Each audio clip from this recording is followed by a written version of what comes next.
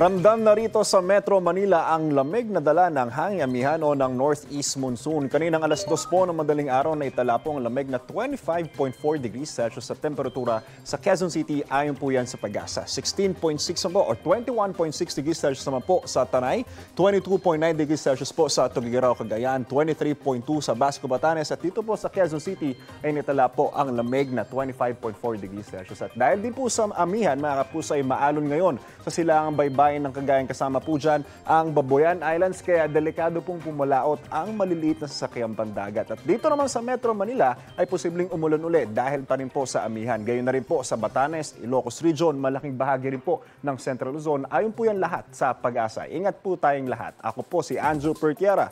Know the weather before you go. Para Mark Safe lagi, mga kapuso.